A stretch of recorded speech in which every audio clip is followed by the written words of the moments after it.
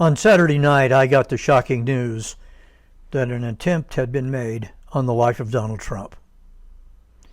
Amidst all the furor, I would like to mention a few of the lessons we need to learn from this event. Lesson number 1. History can change dramatically in a single moment. There's a tendency, even among Christians, to think the way things are now is the way they will always be, but that simply is not true. God causes or allows interventions into the normal pattern of things all the time. The assassination attempt is an intervention that has shaken people up. Let me predict a future event that will be even more earth-shattering: the second coming of Jesus Christ. Lesson number 2, God intervened to save Trump's life. Surely Trump was right when he said, quote, "It was God alone who kept the unthinkable from happening," end quote. There is considerable debate online right now about divine intervention, which the left denies, of course, because it doesn't believe in God. But even a liberal Christian headlined his column on Religious News, quote, "God did not save Donald Trump," end quote. His argument: why would God save Trump and not the man who was killed at the rally? Of course, this reasoning is absurd. We simply do not know why God does what he does. In Matthew 10:29, Jesus says God has charted the flight pattern of every sparrow.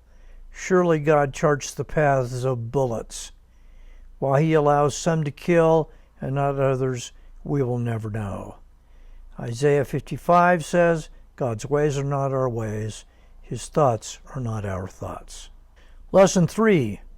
Divine providence is still the most important factor in human affairs.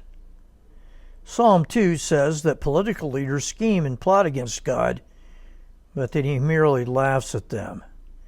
Then he works out everything according to the counsel of his will. Lesson 4. A brush with death, in Samuel Johnson's words, can concentrate the mind wonderfully. According to journalists who interviewed Trump after the assassination attempt, he said he is rewriting his acceptance speech.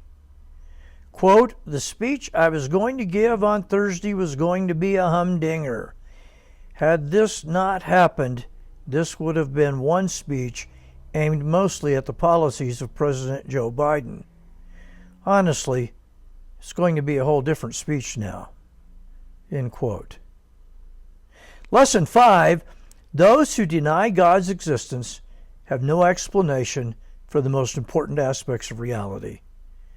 Comedian Bill Maher, who was an outspoken infidel, said simply that Trump was the luckiest man who ever lived. And there's nothing else for him to say. Life has no meaning, purpose, or governing principles. Lesson 6. Government failures are to be expected because governments are made up of human beings. There has been much criticism for those charged with protecting the candidate, and they probably made serious mistakes. But that's what governments do. They make mistakes. Many on the left have replaced God with government. They have a pretty pathetic God. Lesson 7. The assassination attempt probably won't affect the election very much, but it could affect Donald Trump greatly. The soul of Trump is far more important than any election.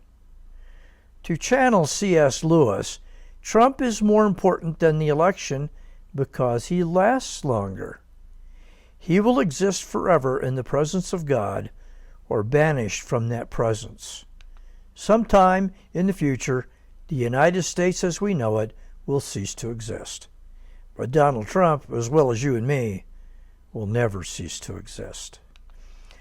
I thank God that he spared Mr. Trump's life. For what purposes, I do not know, but of this I am certain: he has a purpose, and that purpose will unfold in future days. Thanks for listening. May God bless you in a mighty way.